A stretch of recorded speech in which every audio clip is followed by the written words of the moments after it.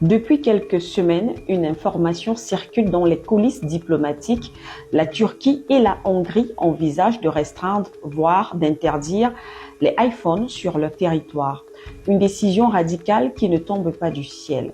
Elle suit effectivement une série d'alertes de la Chine, la Russie et l'Indonésie qui auraient détecté la présence d'un logiciel espion amovible attribué à une société israélienne.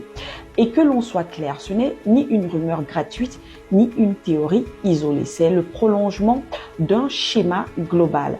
Pendant que le grand public pense acheter un simple smartphone, les États savent qu'ils manipulent des appareils géopolitiquement sensibles, capables de capter toute leur vie numérique. Et l'histoire récente, effectivement, l'a prouvé. Souvenez-vous en 2021 avec le scandale Pegasus qui a montré comment un spyware israélien pouvait infiltrer des iPhones et Android sans que l'utilisateur ne touche son écran. Des présidents, des journalistes, des opposants politiques ont été espionnés.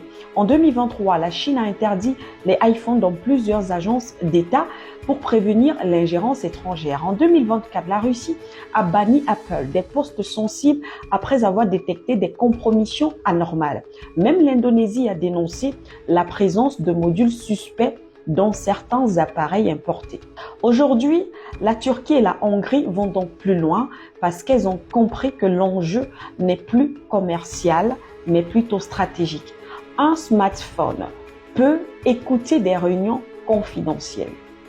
Le même smartphone peut suivre des déplacements sensibles. Il peut cartographier des réseaux politiques. Il peut aspirer des données diplomatiques, économiques et même militaires. Donc là, on touche même à la souveraineté des États. Alors, autrement dit, un téléphone peut donc renverser un pays sans tirer une balle. Cette nouvelle affaire n'est pas un cas isolé. C'est la preuve que le monde entre dans une guerre froide technologique où chaque appareil devient donc soit une arme, soit simplement une cible. Eh bien, et l'Afrique dans tout ça? Nous utilisons des appareils que nous ne fabriquons pas, avec des logiciels que nous ne contrôlons pas, servis par des infrastructures qui ne nous appartiennent même pas. Dans ce contexte, parler donc de souveraineté sans souveraineté numérique, c'est donc une illusion.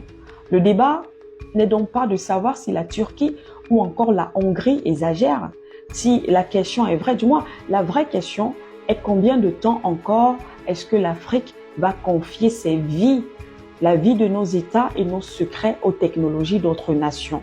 Le monde est en train de se protéger, à nous maintenant de nous réveiller.